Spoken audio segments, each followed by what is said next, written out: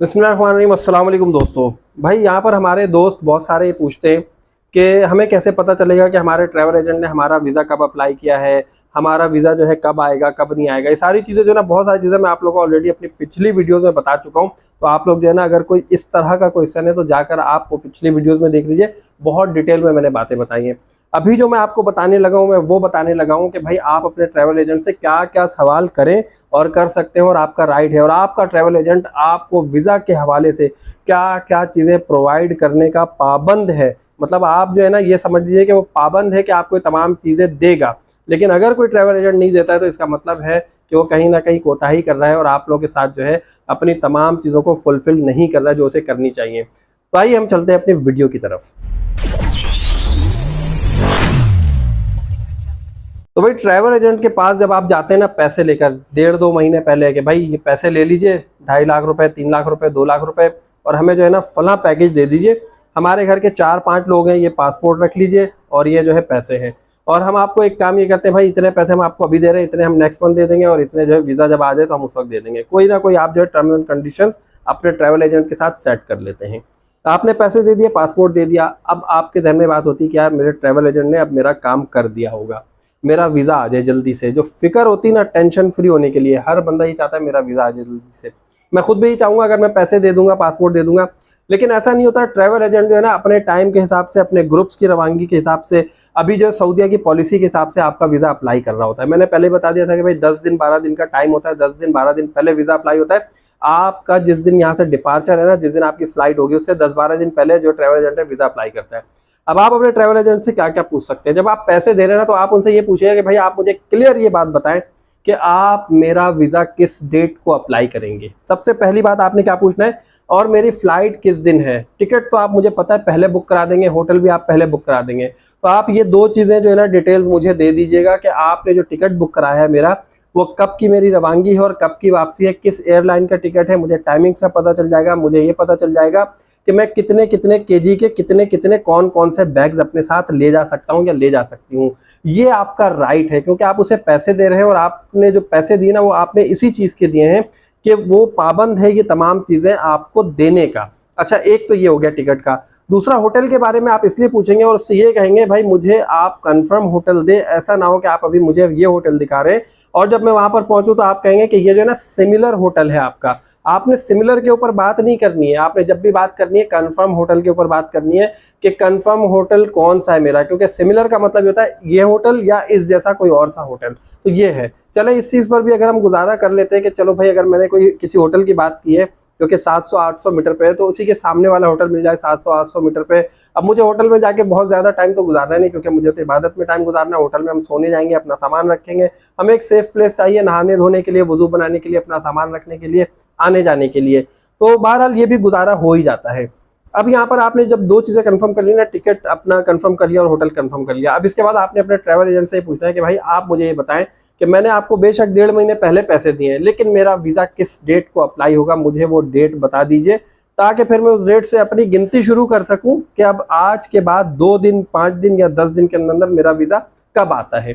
तो ये travel agent जो है ना, आपको पाबंद है बताने का कि वो किस डेट को आपका वीज़ा अप्लाई कर रहा है। अगर वो नहीं बताता है तो इसका मतलब है वो लेफ्ट राइट कर रहा है।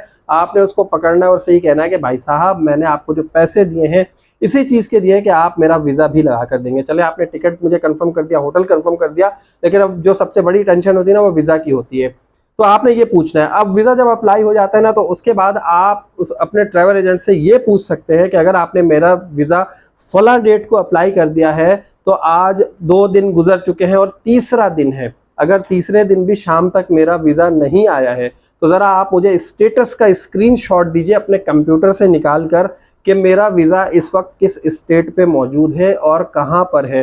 क्योंकि ये तमाम चीज़ें आपके ट्रैवल एजेंट को जहाँ से वो वीज़ा अप्लाई करते हैं उस जगह पर नज़र आ रही होती हैं, और वो आपको स्क्रीनशॉट देने का पाबंद है, क्योंकि आपने उसको इस चीज़ के पैसे दिए हैं अपने टेंशन के लिए नहीं, अपनी इत्मीनान के लिए, कि आपको इत्मीनान हो कि हाँ भाई आपका वीज़ा अप्लाई हो गया है, किस स्टेटस पर मौजूद है, इन प्रोसेस है, कहाँ चला गया है, अल्लाह ना करे सेंड टू एम्बेसी हो गया, जो भी तमाम चीज़ें, हर स्टेप का स्टेटस जो है ना आपके ट्रैवल एजेंट के पास शो हो रहा होता है। अगर वो इतना कैपेबल है और ख़ुद से ये काम कर रहा है तो आपको फौरी तौर पर स्क्रीनशॉट दे सकता है।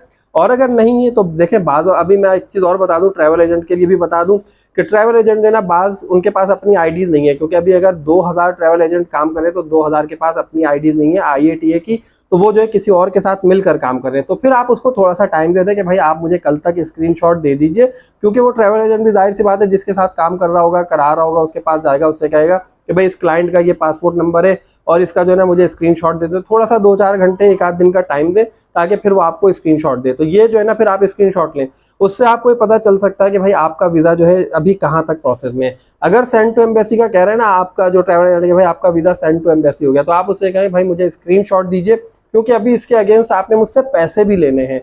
और जब आप पैसे देंगे तो जाहिर सी बात है आपका राइट है कि जिस चीज़ के आप पैसे दे रहे हैं आपको पता होना चाहिए कि आप उनसे जो पैसे दे रहे हो किस चीज़ के पैसे दे रहे हैं। ऐसा तो नहीं ना कि कोई झूठ मूठ बोल दे कि भाई आपका वीज़ा सेंड टू एम्बेसी हो गया है और 2 दिन के बाद आएगा, आप जो है 10,000 दे दें, 6,000 दे दें, 4,000 दे दें, 15,000 दे दें, तो आप कैसे देंगे भाई पैसे? पता तो चले आपका वीज़ा वाकई सेंड टू एम्बेसी हुआ है। अब समटाइम्स ऐसा होता है कि 10 लोगों का वीज़ा अप्लाई होता है, किसी एक का चले जाता है, समटाइम्स जो है 2 के चले जाते हैं, और बाद में ऐसा होता है किसी का वीज़ा भी सेंड टू एम्बेसी नहीं होता है। तो यहाँ पर जो ट्रैवल एजेंट है वो तमाम चीज़ों का पाबंद है कि आपको बताए कि आपका जो वीज़ा है वो सेंड टू एम्बेसी तो नहीं हुआ, या ऐसा तो नहीं है कि भाई वो खामखा वैसी बातें कर रहा हो थोड़े से ज़्यादा पैसे आपसे लेने के चक्करों में।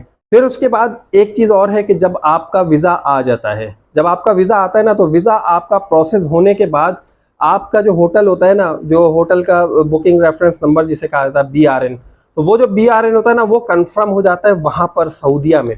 ये देखें, ये बात ज़रा टेक्निकल आपको बता रहा हूँ, नोट कीजिएगा कि जब आपका वीज़ा अप्लाई होता है ना, वहाँ पर जब होटल बुक किया जाता है सऊदीया में, तो वो जो होटल है उसका वो टेंटेटिव बुक होता है, मतलब वीज़ा के साथ नहीं बुक होता है। लेकिन जैसे ही आपका वीज़ा सऊदीया वाले प्रोसेस करते हैं तो सऊदीया वाले उस होटल की बुकिंग को कंफर्म कर देते हैं कि भाई इस इन होटल की बुकिंग इन डेट्स में कंफर्म है।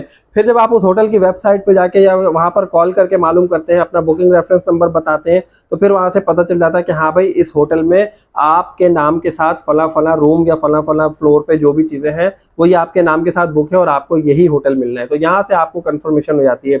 ये तमाम डिटेल्स जो है आप अपने ट्रैवल एजेंट से ले सकते हैं और वो इस बात का पाबंद है कि आपको तमाम डिटेल्स प्रोवाइड करेगा, क्योंकि भाई साहब आपने पैसे फ्री में नहीं दिए, आपने उसको सर्विसेज प्रोवाइड करने के पैसे दिए हैं अपने इत्मीनान के लिए। वरना धक्के खाकर तो कोई किसी तरह 2-4-10,000 रुपये बचाने के लिए जो है ना वो धक्के खाकर भी बहुत सारे काम कर सकता है। तो अगर आपने धक्के नहीं खाने थे, इस वजह से आपने किसी ट्रैवल एजेंट का सहारा लिया, थोड़ा सा उसका भी फ़ायदा हुआ, थोड़ा सा आपने उसको फ़ायदा पहुंचा दिया, आपको ये फ़ायदा हुआ कि पैसे खर्च करके आप टेंशन से बच गए, भाग दौड़ से बच गए। तो ये सारी चीज़ें होती हैं।